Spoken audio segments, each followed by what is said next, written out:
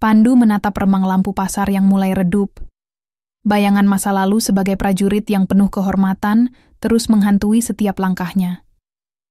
Setelah bertahun-tahun mengabdi pada negara, kini hidupnya seolah baru dimulai bersama Wulan, istrinya, dengan harapan sederhana membangun toko kecil di tengah keramaian pasar. Namun, ketenangan itu segera terganggu oleh ancaman yang datang dari bayang-bayang. Sebuah organisasi yang menuntut lebih dari sekadar uang, mereka menuntut harga yang tak pernah Pandu. Bayangkan harus ia bayar. Di saat kehormatan dan keluarga dipertaruhkan sampai di mana keberanian seorang mantan prajurit mampu menahan gelombang kegelapan yang mengancam.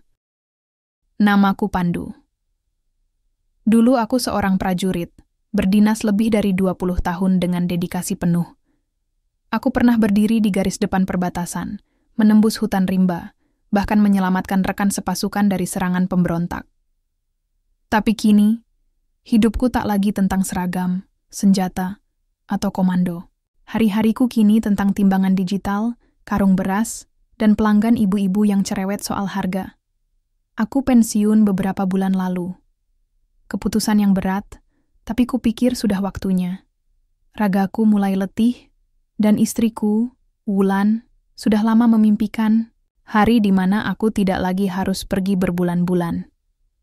Maka, kami memutuskan membuka toko sembako kecil di salah satu pasar tradisional di pinggiran kota. Toko itu kami bangun dari uang pensiun dan sedikit tabungan yang kami sisihkan selama bertahun-tahun. Pasar ini semeraut. Lapaknya berdempetan, jalannya becek meski hari tak hujan, dan bau campuran daging, ikan asin, serta keringat manusia memenuhi udara. Tapi di balik itu semua, ada kehidupan yang riuh dan nyata. Aku menyukai hiruk-pikuknya. Di sini, aku merasa hidup dengan cara yang berbeda. Hari pertama membuka toko, aku bangun lebih pagi dari biasanya. Kebiasaan lama sebagai tentara rupanya sulit dihapus. Matahari belum muncul ketika aku dan Wulan sudah menyusun rak-rak, menata karung beras, mie instan, minyak goreng, dan gula pasir. Aku sempat ragu, apakah ini akan berhasil? Tapi Wulan selalu punya cara untuk menenangkanku. Yang penting, kita jujur dan rajin. Rezeki nggak akan kemana, katanya sambil membenarkan kerudungnya. Hari itu cukup lancar. Beberapa pelanggan mampir, sebagian besar hanya menengok, bertanya harga, lalu pergi. Tapi ada juga yang membeli. 1 kilo gula, 2 bungkus mie, 1/4 kilo telur. Aku melayani dengan ramah, meski masih kaku. Dunia ini berbeda dari dunia yang kutinggalkan. Sore menjelang, aku duduk di bangku kayu kecil di sudut toko. Keringat membasahi punggungku, tapi ada kepuasan yang aneh.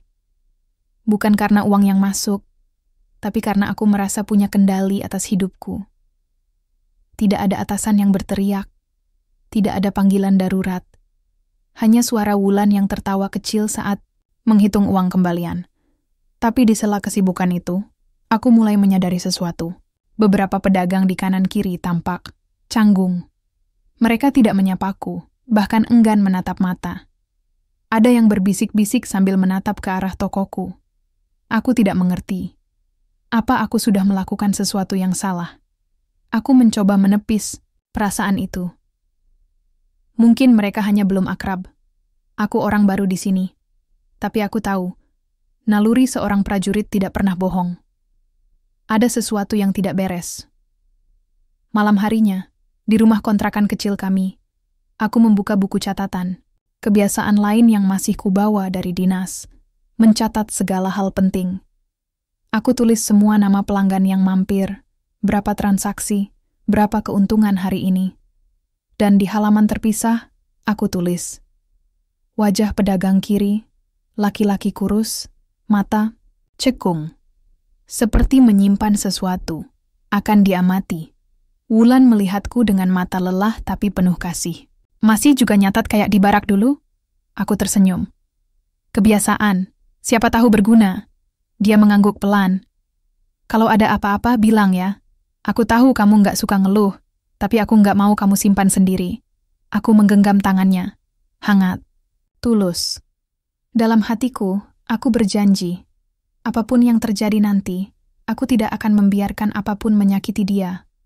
Hidupku kini untuknya. Hari-hari berikutnya berjalan cepat.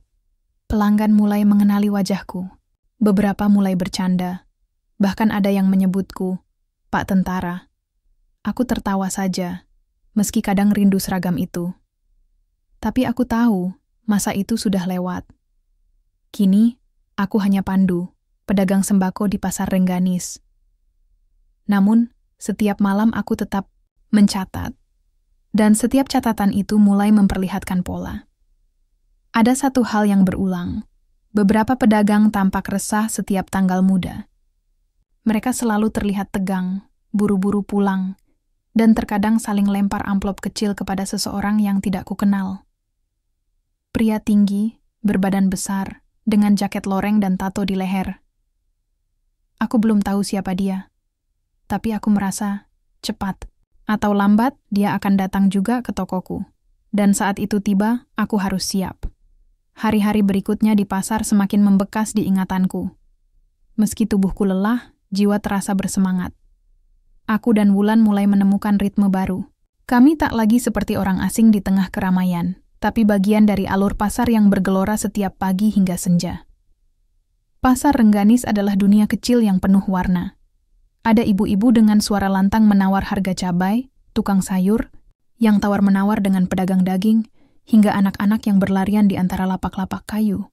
Suara pedagang yang saling memanggil nama, suara tawar-menawar, dan bunyi uang koin yang berjatuhan menjadi musik yang mengiringi hari kami. Wulan selalu jadi pusat perhatian. Senyum manisnya dan keramahan yang tulus membuat pelanggan sering mampir, sekadar ingin bercakap-cakap. Aku, yang masih kaku, mulai belajar menyesuaikan diri. Setiap kali melayani pembeli, aku berusaha lebih sabar dan ramah, mengingat pelajaran paling penting selama menjadi prajurit. Disiplin bukan hanya soal tugas, tapi juga sikap.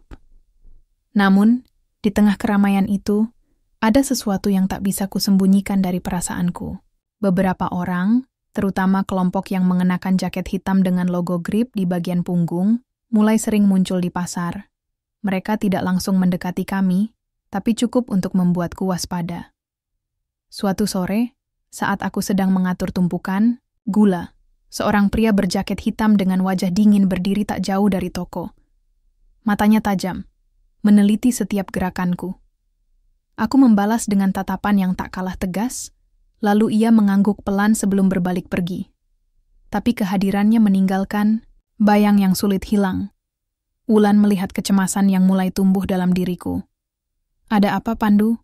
Kamu kelihatan seperti sedang memikirkan sesuatu yang berat," katanya lembut. Aku menghela napas, berusaha menenangkan diri. Hanya perasaan, orang-orang itu, Grip sering muncul. Aku belum tahu maksud mereka, tapi aku tidak suka. Hari-hari, selanjutnya, kelompok itu semakin sering berkumpul di sudut pasar. Kadang mereka duduk santai, kadang mereka memandang tajam ke arah toko kami. Pedagang lain tampak menghindar, bahkan mereka yang biasanya ramah mulai menutup pintu pembicaraan ketika aku bertanya. Pernah suatu pagi, aku mendengar bisik-bisik bahwa Grip sudah mengatur pasar, memastikan tidak ada pedagang yang berani melawan mereka. Mereka meminta setoran bulanan tanpa alasan jelas, dan siap memberi pelajaran bagi yang menolak. Aku ingat kembali masa-masa di militer, ketika disiplin dan aturan harus diikuti. Tapi semua itu ada dasarnya, ada tujuan. Sedangkan, ini terasa seperti kekerasan yang tidak adil, sebuah ancaman tanpa alasan yang jelas. Kutatap Wulan yang diam-diam menyimpan kekhawatiran yang sama. Kami berdua tahu bahwa hari-hari kami tidak akan semudah yang kami bayangkan. Tapi aku, sebagai mantan prajurit, takkan mundur begitu saja. Ini tentang harga diri, tentang melindungi apa yang kami bangun. Pada malam hari, aku menatap bintang-bintang di langit dari balkon rumah. Bayangan wajah pria-pria Grip terus mengganggu pikiranku. Aku tahu, kehadiran mereka bukan kebetulan. Ini permulaan dari badai yang harus aku hadapi. Aku merapikan seragam yang dulu kuanggap sakral, kini hanya tersimpan rapi di lemari. Namun, semangat dan keberanian itu masih membara. Jika mereka ingin berperang, aku akan berdiri. Aku akan bertarung bukan dengan senjata, tapi dengan prinsip dan keberanian yang pernah kupelajari di medan tempur. Langit malam itu dingin, tapi hatiku panas membara, siap menanti apapun yang akan datang. Pagi itu, udara masih dingin dan kabut tipis menyelimuti pasar ketika aku membuka toko. Wulan sudah sibuk menata dagangan. Senyum manisnya seperti menular ke setiap sudut ruangan kecil kami. Namun, di balik kedamaian pagi itu, aku merasakan ketegangan yang belum bisa kusembunyikan. Tiba-tiba, suara langkah berat memecah hening. Seorang pria berjaket hitam dengan logo Grip berdiri di depan tokoku. Dia tak sendirian. Dua temannya ikut berdiri dengan tatapan yang tak kalah dingin. Ada sesuatu dalam cara mereka menatap, seperti sebuah peringatan yang tidak perlu diucapkan. "Pandu, ya?" Suara pria itu berat dan tanpa basa-basi. Aku mengangguk pelan. "Kami dari Grip. Pasar ini sudah kami atur. Setiap pedagang wajib memberikan kontribusi bulanan. Toko kamu juga termasuk." Aku menatap mereka lekat. "Kontribusi? Aturan apa itu? Tidak ada yang pernah memberitahu saya." Pria itu tersenyum sinis. "Itu urusan kami. Kamu bisa pilih, ikut atau merasakan akibatnya." Wulan yang berada di belakangku terlihat menahan napas. Aku merasakan darahku memanas. Inilah saat yang kupikirkan selama beberapa hari terakhir. "Kalau begitu, saya tolak," kataku tegas. Mereka saling berpandangan, lalu pria itu melangkah mendekat, wajahnya nyaris menyentuh wajahku. "Kamu pikir kamu siapa? Prajurit yang sudah pensiun? Di sini, hukum kami yang berlaku." Aku tidak mundur. "Saya tidak takut ancaman kalian. Saya hanya ingin berdagang dengan jujur." Mereka tertawa, kasar dan dingin.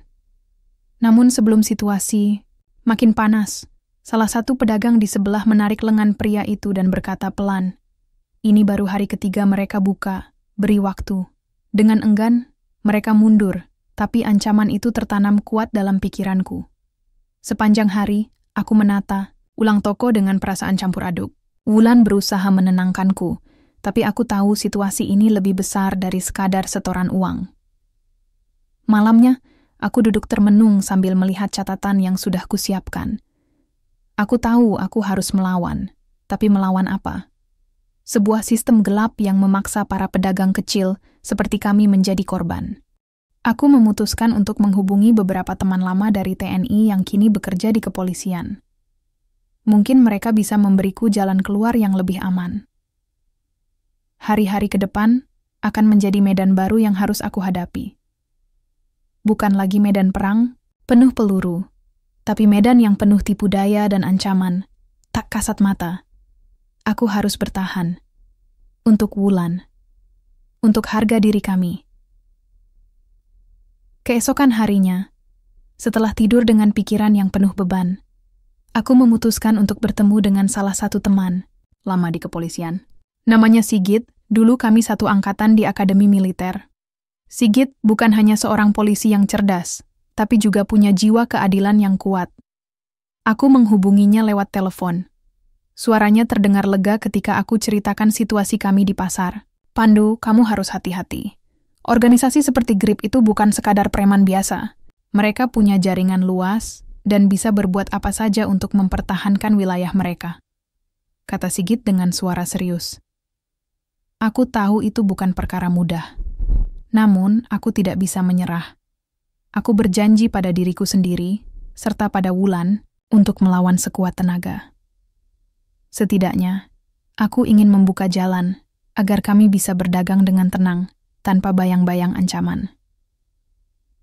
Setelah berbicara dengan Sigit, aku merasa sedikit lega. Ada jalur yang bisa kulewati, walaupun penuh risiko. Aku juga mulai mencari tahu lebih dalam soal Grip. Berbagai cerita dari pedagang lain menguatkan dugaan bahwa organisasi ini sudah lama mengakar di pasar, bahkan sampai ke pejabat tertentu. Malam itu, aku duduk di depan meja, membuka kembali foto-foto lama di ponsel. Ada satu wajah yang tiba-tiba mengusik pikiranku. Riko. Teman seangkatanku dulu di militer yang kini kabarnya terlibat dalam berbagai masalah di kota ini. Aku ingat betul. Bagaimana dulu Riko adalah sosok yang ceria dan penuh semangat. Tapi kabar terakhir mengatakan dia terjerumus dalam kelompok yang tidak baik. Apakah mungkin dia salah satu anggota GRIP? Aku memutuskan untuk mencari tahu lebih lanjut. Pertemuan dengan Riko bisa menjadi kunci dari semua ini. Apakah dia musuh atau sahabat yang tersesat? Keesokan harinya, aku mengajak Wulan ke pasar. Kami berjalan pelan melewati lapak-lapak yang mulai ramai. Mataku terus mencari sosok Riko di antara kerumunan. Aku tidak ingin konfrontasi, hanya ingin berbicara. Tiba-tiba, dari balik kerumunan, seorang pria berjaket hitam mendekat. Itu Riko. Pandu? Apa kau benar-benar? Suaranya penuh kejutan dan sedikit ragu. Aku mengangguk. Riko, kita perlu bicara tentang GRIP dan apa yang terjadi di sini. Dia menatapku dalam-dalam, seolah bergulat dengan banyak pikiran. Aku bisa melihat ada sesuatu yang berat di dadanya. Ini tidak semudah yang kau kira, Pandu, katanya pelan. Aku terpaksa. Aku tidak punya pilihan. Kalimat itu membekas di hatiku. Aku tahu ini baru permulaan dari sebuah cerita yang lebih rumit dan berbahaya. Aku harus memilih, melawan atau mencoba menyelamatkan teman lama dari jurang kehancuran. Percakapan itu terus terngiang di kepalaku. Kata-kata Riko yang berat dan penuh kepedihan membekas dalam setiap helaan napasku. Aku terpaksa, aku tidak punya pilihan. Aku tahu, bukan hanya sekadar alasan biasa. Ada sesuatu yang lebih dalam dan mengerikan yang membuatnya harus bertahan di bawah bayang-bayang GRIP. Malam itu, setelah kami pulang ke rumah, aku duduk di ruang tamu yang remang dengan cahaya lampu yang hampir redup. Wulan melihatku dengan tatapan khawatir, menyadari ada sesuatu yang berbeda dalam diriku. Pandu, apa yang sebenarnya terjadi? Aku tahu kau kenal Riko, tapi apa dia benar-benar bagian dari masalah ini? Suaranya lembut, mencoba mengorek kebenaran. Aku menarik napas panjang, mencoba menyusun kata-kata. Riko, dulu teman seangkatanku, orang yang bisa kupercaya. Tapi sekarang, dia terlibat dalam kelompok itu. Dia bilang terpaksa, karena tekanan dari atasan mereka. Wulan mengangguk pelan. Aku tahu kau kuat, tapi kau juga manusia. Jangan biarkan ini menghancurkanmu. Aku tersenyum tipis. Aku harus hadapi ini. Untuk kita. Hari-hari berikutnya, pikiranku sibuk merancang strategi. Aku harus bicara, lagi dengan Riko, mencari tahu sebenarnya apa yang menjeratnya. Apakah ini benar-benar soal paksaan, atau ada pilihan lain yang selama ini dia sembunyikan? Aku menyusun rencana untuk bertemu Riko secara pribadi, jauh dari keramaian pasar dan tatapan curiga anggota GRIP. Aku memilih sebuah warung kopi kecil di pinggir kota, tempat yang sepi dan mudah untuk berbicara lepas. Saat tiba di sana, Riko sudah menunggu, duduk dengan tangan terlipat di meja kayu yang penuh goresan. Wajahnya terlihat letih, lebih tua dari usianya sebenarnya. Aku duduk dan memulai percakapan dengan hati-hati. Riko, aku ingin tahu yang sebenarnya. Apa yang membuatmu terjebak dalam dunia ini? Dia menghela napas panjang. Pandu, kau tahu aku bukan tipe yang mudah menyerah. Tapi, tekanan dari atas benar-benar berat. Atasan kami itu bukan orang sembarangan. Dia punya pengaruh besar, bahkan sampai ke pejabat pasar dan polisi. Menolak perintah berarti mengundang bahaya bukan hanya untuk diriku, tapi juga keluargaku. Aku menatap matanya, mencoba membaca isi hati yang tersembunyi di balik kata-katanya. Apa kau pernah mencoba melawan? Mencari jalan keluar lain? Riko menggeleng. Aku sudah coba, tapi tak ada jalan. Mereka mengawasi kami ketat. Setiap langkah diawasi. Bahkan keluargaku pernah diancam. Perkataan itu membuat dadaku sesak. Aku bisa merasakan betapa berat beban yang dipikul Riko. Namun, sebagai seorang prajurit dan suami, aku tidak bisa tinggal diam melihat temanku terjerumus dalam dunia kegelapan. Aku ingin membantu Riko. Tapi aku juga tidak bisa biarkan mereka terus memeras pedagang di pasar. Kita harus cari cara bersama, kataku dengan tegas. Riko menunduk, seolah bergumul dengan keputusan besar. Kalau begitu, aku ingin kau tahu satu hal. Ada sesuatu yang lebih besar dari grip yang kau kira. Mereka hanya pion kecil dalam permainan besar. Aku tidak yakin bisa keluar dari sini tanpa menimbulkan masalah besar. Pikiranku berputar. Jika benar ada lapisan lebih dalam dari organisasi ini, maka lawan kami bukan hanya sekadar preman pasar. Ini sudah masuk ke ranah yang lebih berbahaya. Hari itu aku pulang dengan perasaan campur aduk. Aku harus bersiap menghadapi bukan hanya pertarungan fisik, tapi juga intrik dan bahaya tersembunyi yang bisa menghancurkan semuanya. Keesokan harinya, aku memutuskan menemui beberapa pedagang yang selama ini tampak resah. Aku mulai bertanya dengan hati-hati, mengumpulkan informasi. Mereka bercerita tentang tekanan yang tak berkesudahan dari grip. Bahkan ada yang kehilangan barang dagangan setelah menolak membayar. Salah satu ibu pedagang berkata lirih, "Kami hanya ingin hidup tenang. Tapi kalau sudah begini, siapa yang berani melawan?" Kata-kata itu menusuk hatiku.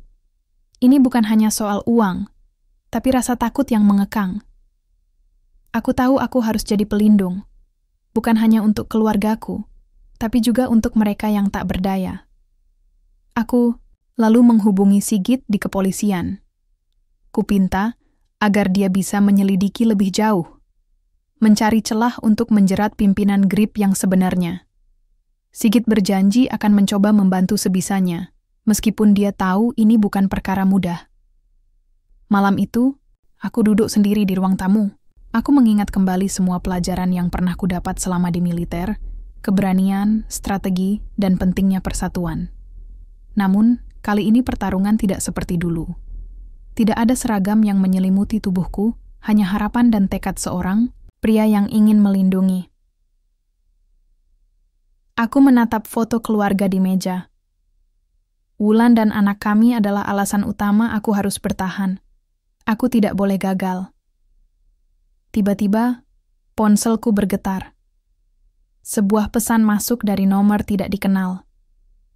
"Hentikan urusanmu jika kau masih ingin keluargamu aman." Aku menatap pesan itu dalam diam. Ancaman yang nyata, tapi juga tanda bahwa aku sudah mulai mengusik sesuatu yang besar. Aku menyalakan lampu, membuka catatan dan peta pasar, merancang langkah berikutnya. Ini bukan sekadar perang kecil. Ini adalah pertempuran hidup mati yang harus aku menangkan. Dan aku tahu, waktu mulai berjalan melawan kami. Udara pagi menyelinap dingin ke sela-sela jendela rumah kami. Aku terjaga lebih awal dari biasanya, dipenuhi kecemasan dan beban yang terasa semakin berat. Setelah pesan ancaman yang kuterima malam tadi, segala sesuatu menjadi lebih nyata dan mencekam. Pasar yang dulu hanya sekadar tempat mencari rezeki, berubah menjadi medan perang yang penuh tipu daya. Namun, lebih dari itu, ada satu hal yang terus mengusik pikiranku. Rico. Teman lama yang kini terjebak dalam jaringan kegelapan grip, dan lebih mengejutkan lagi, ternyata ia bukan hanya sekadar anggota biasa. Pembicaraan terakhir kami membuka tabir rahasia yang lebih kelam, yang membuatku sulit mempercayainya sepenuhnya, sekaligus menyimpan rasa iba dan marah yang bercampur menjadi satu. Aku menatap wajah Wulan yang tertidur dengan tenang. Ia tak tahu betapa gentingnya keadaan kami. Aku harus segera bertindak, sebelum semuanya terlambat. Sejak pertemuan itu, aku berusaha menjalin komunikasi lebih intens dengan Rico. Namun, semakin aku menggali, semakin terlihat bayangan gelap yang menyelimuti dirinya. Ternyata, Rico bukan hanya terpaksa mengikuti grip karena ancaman, tapi juga sudah terjebak dalam pusaran konflik internal organisasi yang penuh intrik dan pengkhianatan. Suatu sore, aku menerima telepon dari Rico yang terdengar putus asa. "Pandu, kau harus hati-hati. Ada sesuatu yang besar sedang terjadi di dalam grip. Pimpinan kami tidak hanya menekan pedagang kecil, tapi juga sedang merencanakan sesuatu yang bisa mengguncang pasar dan kota ini." Aku bertanya dengan cemas. "Apa maksudmu?" "Rico, jelaskan." Rico menghela napas panjang. "Aku tidak bisa bicara banyak lewat telepon. Temui aku malam ini, di bekas gudang tua dekat sungai. Aku akan beritahu semuanya." Malam itu, rasa tegang menyelimuti langkahku saat berjalan menuju gudang tersebut. Hati-hati, penuh waspada, Aku membawa alat komunikasi untuk berjaga-jaga. Saat tiba, Riko sudah menunggu di balik bayang-bayang. Wajahnya lelah, tapi sorot matanya penuh tekad. Pandu, kau harus tahu, Grip punya rencana besar. Mereka ingin mengambil alih seluruh pasar dengan paksa, bahkan berani melawan pihak berwenang jika perlu. Aku terkejut. Ini sudah di luar batas. Kita harus hentikan mereka. Riko mengangguk. Aku ingin keluar, tapi aku takut. Jika aku membelot, nyawaku dan keluargaku terancam. Aku menepuk bahunya. Kita cari cara bersama. Aku tidak akan biarkan kau menghadapi ini sendiri. Namun pembicaraan itu belum usai. Riko kemudian membisikkan sesuatu yang membuat darahku mendidih. Ada pengkhianatan di dalam Grip, Pandu. Salah satu orang kepercayaan pimpinan sedang merancang kudeta. Jika kudeta itu berhasil, situasi akan semakin kacau. Aku menatapnya, bertanya, "Siapa dia? Apa kau tahu namanya?" Riko menggeleng. "Aku belum tahu, tapi aku sedang mencari petunjuk. Malam itu aku pulang dengan perasaan campur aduk. Antara harapan dan kekhawatiran yang menyelimuti. Aku sadar, aku dan Riko terperangkap dalam jaring yang rumit dan berbahaya. Keesokan harinya, aku kembali ke pasar dengan tekad membara. Aku mulai berbicara dengan para pedagang, mencoba mengumpulkan informasi sebanyak mungkin. Mereka yang sebelumnya, diam mulai sedikit terbuka, meski dengan hati-hati. Seorang pedagang tua yang kukenal sejak lama berkata, "Pandu, kami sudah terlalu lama hidup dalam ketakutan, tapi kami juga ingin bertahan. Jika kau benar-benar bisa membantu, kami siap berdiri bersamamu." Kata-kata itu menjadi bahan bakar semangatku. Aku sadar, aku bukan hanya berjuang untuk keluargaku, tapi untuk seluruh komunitas kecil ini. Namun, ancaman juga semakin nyata. Suatu sore, ketika aku sedang menutup toko, 3 orang berjaket hitam muncul dan mengelilingi kami. Salah satu dari mereka berkata dingin, "Pandu, kau mulai mengganggu rencana kami. Hentikan jika kau tidak ingin celaka." Aku menatap mereka dengan tenang. Saya tidak akan menyerah. Ini bukan hanya tentang saya, tapi tentang banyak orang yang terancam oleh kalian. Mereka hanya tertawa dan pergi, meninggalkan udara yang masih penuh ketegangan. Malamnya, aku mengontak Sigit yang menjanjikan akan mencoba mengerahkan tim untuk menyelidiki jaringan Grip lebih dalam. Namun, dia juga memperingatkan bahwa mereka harus bergerak hati-hati, karena banyak pejabat yang diduga terlibat. Aku mulai merasakan bahwa medan tempur yang kuhadapi kali ini tidak seperti dulu. Ini bukan hanya pertarungan fisik, tapi juga perang psikologis, intrik, dan politik kotor. Suatu malam, Wulan memanggilku dengan suara gemetar. "Pandu, ada seseorang menunggu di luar. Aku merasa ini penting." Aku melangkah keluar dan melihat Riko berdiri di sana. Wajahnya serius dan penuh ketegangan. "Kau harus lihat ini," katanya, lalu menyerahkan amplop berisi foto dan dokumen, yang memperlihatkan beberapa pejabat pasar dan anggota Grip sedang melakukan pertemuan rahasia. Aku membacanya dengan saksama. Hatiku berdebar. Ini bukan hanya soal pasar, tapi konspirasi yang lebih besar. Kami harus bertindak cepat. Dalam beberapa hari berikutnya aku dan Riko menyusun rencana. Kami harus membongkar jaringan ini dari akar, mengungkap semua bukti kepada pihak berwenang yang bisa dipercaya. Namun, kami juga harus berhati-hati agar tidak menjadi sasaran balas dendam. Ketika langkah kami mulai terlihat, tekanan semakin besar. Ancaman demi ancaman berdatangan, membuat kami harus hidup dalam bayang-bayang ketakutan. Aku teringat janji pada diriku sendiri. Melindungi Wulan, melindungi harga diri kami, dan membawa keadilan bagi mereka yang teraniaya. Dalam gelapnya malam, aku menatap bintang-bintang, mencari kekuatan yang dulu kupunya. Aku adalah Pandu, seorang prajurit yang tak pernah mundur. Dan kini, pertempuran terbesar dalam hidupku baru saja dimulai. Hari-hari setelah aku dan Riko menerima dokumen rahasia itu, menjadi salah satu masa paling sulit dalam hidupku.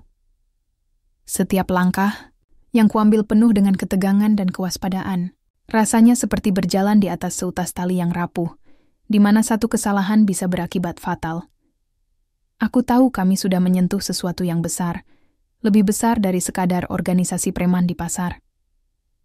Ini soal konspirasi yang menjalar ke dalam lingkaran kekuasaan, dan orang-orang di balik layar itu tak segan menggunakan segala cara untuk melindungi rahasia mereka.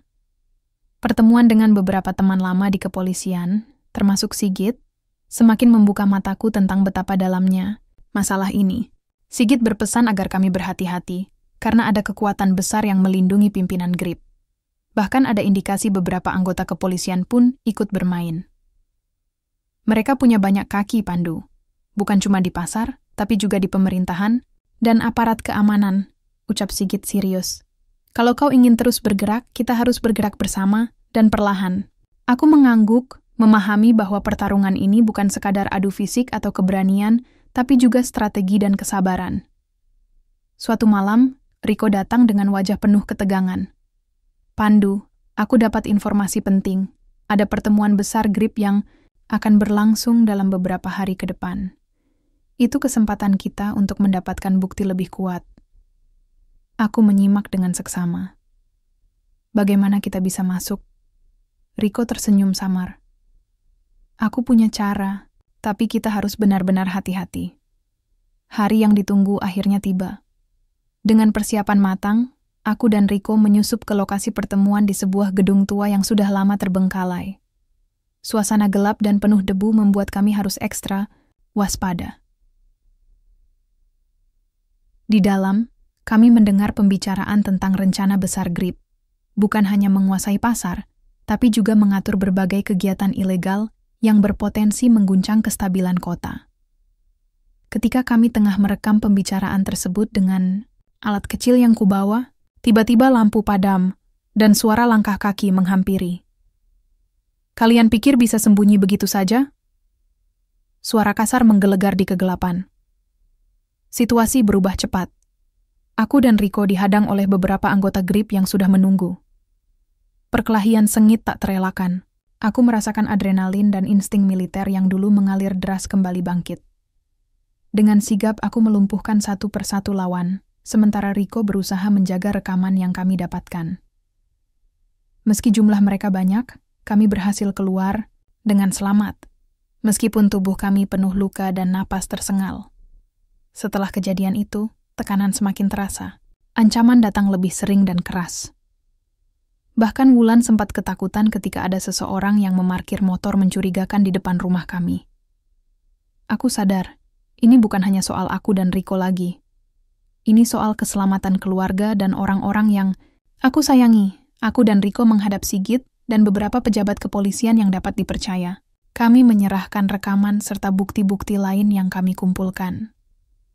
Proses hukum pun dimulai, tapi seperti yang kuduga, jalan ini tidak mudah. Banyak tekanan politik dan usaha untuk menggagalkan penyelidikan. Namun aku tak menyerah. Dengan segala kekuatan yang kumiliki, aku terus berjuang. Berjuang bukan hanya sebagai mantan prajurit, tapi sebagai suami, ayah, dan warga yang ingin keadilan ditegakkan. Suatu sore, saat aku duduk termenung di depan toko, Wulan mendekat dan menggenggam tanganku. Pandu, aku bangga padamu. Apapun yang terjadi, kita akan hadapi bersama.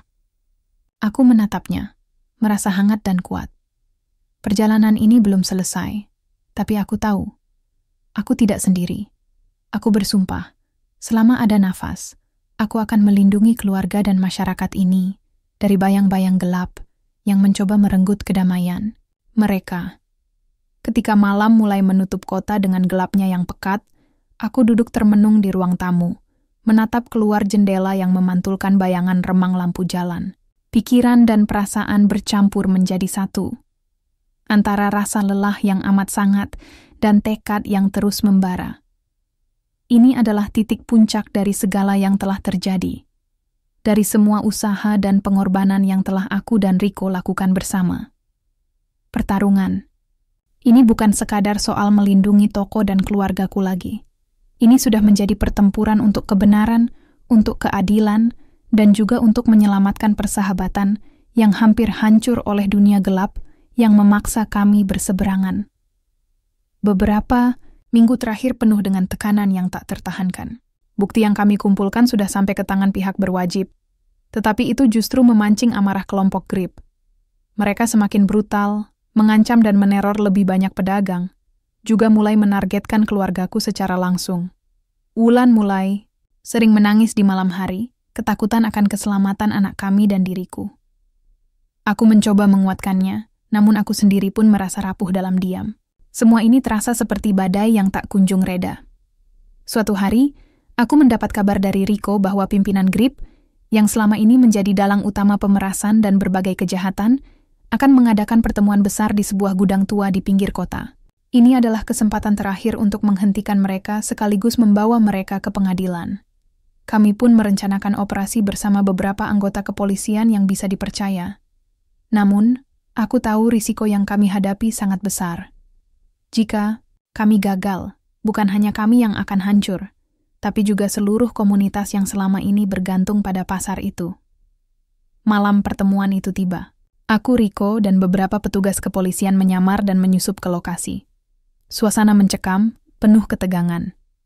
Di dalam gudang, suara-suara kasar dan gelak tawa yang mengerikan memenuhi ruang besar yang dipenuhi para anggota Grip. Ketika pembicaraan mulai, aku dan tim mulai merekam setiap kata, setiap rencana jahat yang mereka ungkapkan. Namun tiba-tiba, lampu padam. Suasana berubah menjadi kacau. Sekelompok anggota Grip bersenjata muncul dari bayang-bayang. Pertarungan sengit pun tak terelakkan. Adrenalinku mengalir deras, ingatan dan keterampilan militer yang telah lama terasah bangkit kembali. Aku bertarung bukan hanya untuk diriku, tapi untuk Wulan, anakku, dan seluruh pedagang yang selama ini hidup di bawah bayang-bayang ketakutan. Riko berjuang di sisiku, menunjukkan keberanian yang sama. Meski kami tahu risikonya besar, kami tidak akan mundur. Beberapa saat kemudian, bantuan dari pihak kepolisian yang sudah siaga di luar gudang datang masuk. Pertempuran berubah menjadi operasi penangkapan masif. Namun, di tengah kekacauan, aku menangkap sosok yang sangat kukenal. Itu adalah Arman, mantan teman seangkatan kami, yang dulu tak pernah kuduga akan terlibat dalam dunia gelap ini. Dia adalah tangan kanan pimpinan Grip yang selama ini jadi bayangan mengerikan bagi kami semua. Tatapan kami bertemu, penuh dengan campuran kecewa, kemarahan, dan keputusasaan. Dia melemparkan kata-kata kasar. "Pandu, kau sudah mati di mata kami sejak lama." Aku menatap balik dengan tegas. Aku mungkin sudah pensiun dari militer, tapi aku tidak pernah pensiun dari melindungi yang benar. Pertarungan antara kami berdua menjadi klimaks pertempuran malam itu.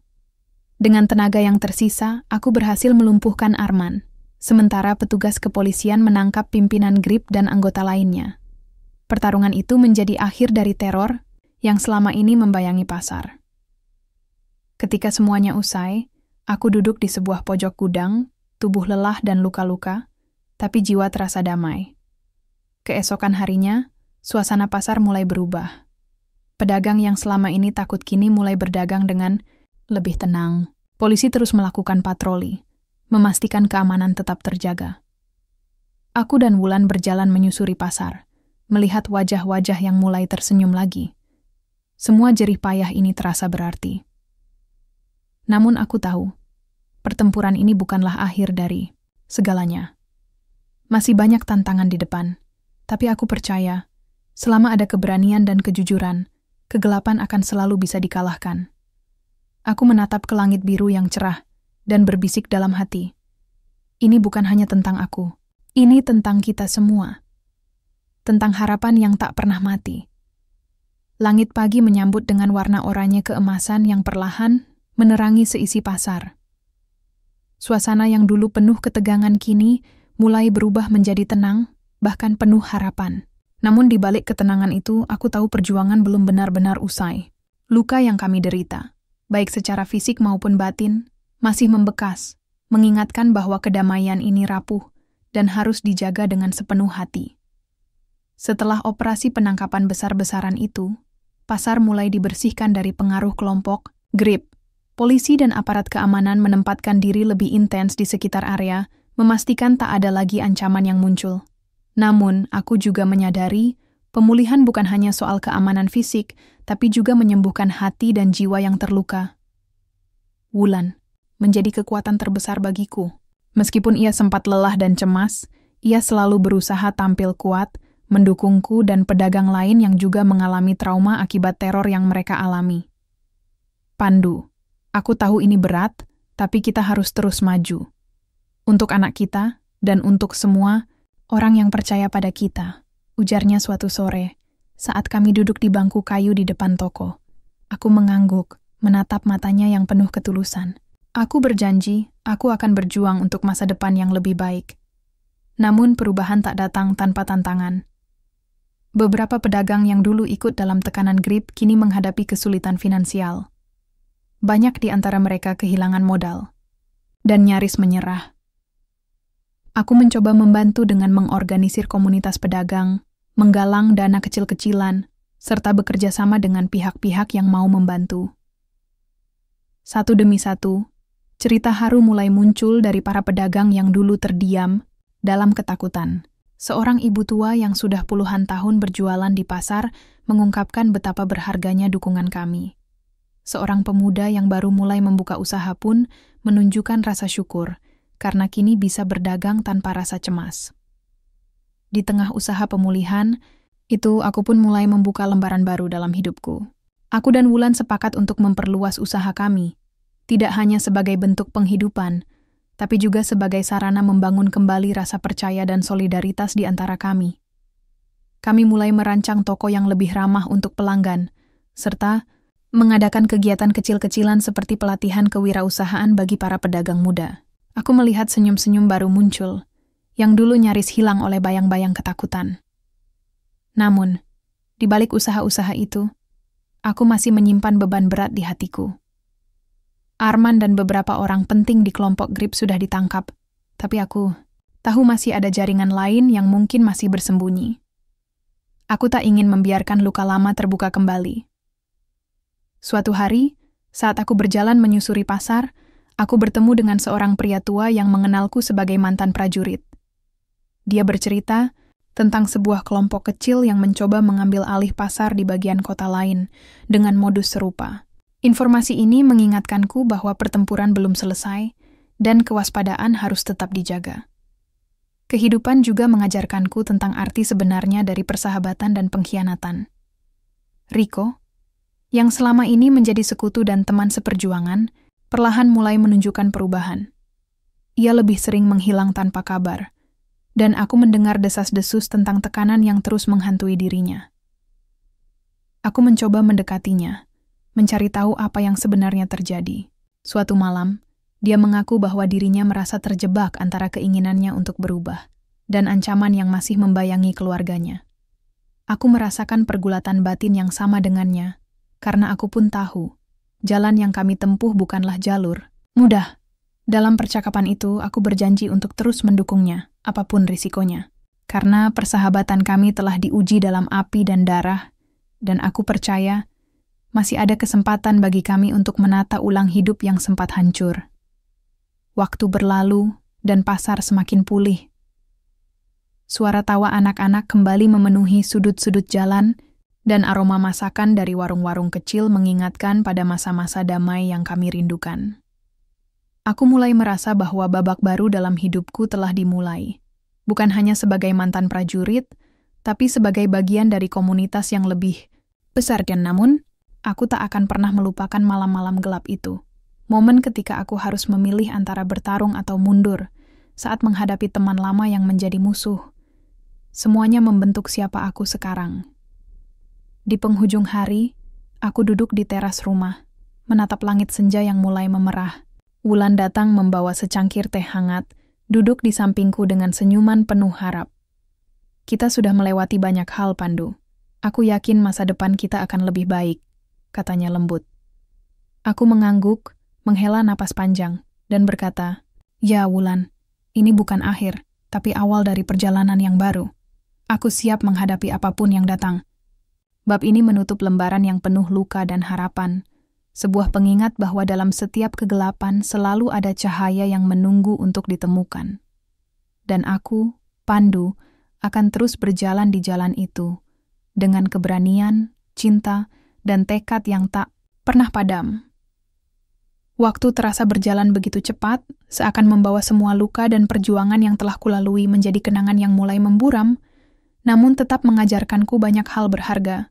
Kini, aku duduk di depan toko kecil kami, yang telah menjadi saksi perjalanan panjang penuh liku dan cobaan. Pasar yang dulu dikuasai ketakutan kini berubah menjadi tempat penuh kehidupan. Suara tawa dan canda pedagang dan pembeli mengisi udara, menandakan harapan baru yang tumbuh perlahan dari reruntuhan masa lalu. Wulan berdiri di sampingku, menatap anak kami yang bermain riang di ujung gang. Senyumnya yang hangat memberi kekuatan tanpa kata. Aku tahu, apa yang kami perjuangkan bukan hanya untuk kami, tapi untuk masa depan anak itu. Untuk generasi yang bebas dari bayang-bayang ancaman dan ketakutan. Perjalanan yang kami lalui memang berat, tapi aku merasa damai. Proses hukum terhadap kelompok GRIP terus berjalan dengan lancar, berkat bukti-bukti kuat dan dukungan komunitas. Mereka kini menghadapi konsekuensi atas perbuatan mereka, memberi pelajaran bagi siapapun yang ingin mengambil jalan gelap. Dalam hati, aku juga mulai memaafkan. Memaafkan bukan berarti melupakan, tapi melepaskan beban yang selama ini mengikat. Aku memaafkan Arman, teman lama yang telah tersesat dalam gelap. Aku berdoa agar ia menemukan jalan kembali, seperti aku yang kini menemukan cahaya baru. Di pasar kami mulai mengadakan kegiatan sosial, pelatihan, dan bahkan gotong royong rutin yang mengikat rasa kebersamaan. Aku dan Wulan turut aktif membangun komunitas, menjadikan pasar bukan sekadar tempat berjualan, tapi juga rumah bagi semua yang ingin hidup dengan damai dan bermartabat. Satu malam, saat duduk sendiri di teras rumah, aku merenung tentang arti kehidupan dan perjuangan. Semua yang terjadi memberiku pelajaran berharga, bahwa keberanian bukan hanya soal berani bertarung, tapi juga berani melangkah maju dengan hati yang terbuka. Aku menatap langit yang cerah, dan di sana aku melihat bintang-bintang yang bersinar, seperti harapan yang tak pernah padam dalam setiap insan. Pandu, kau sudah berjuang luar biasa, kata Wulan lembut, menghampiriku. Aku merasakan hangatnya pelukan yang menenangkan jiwa. Kita akan terus bersama, menjalani hari-hari dengan penuh harapan, jawabku tersenyum.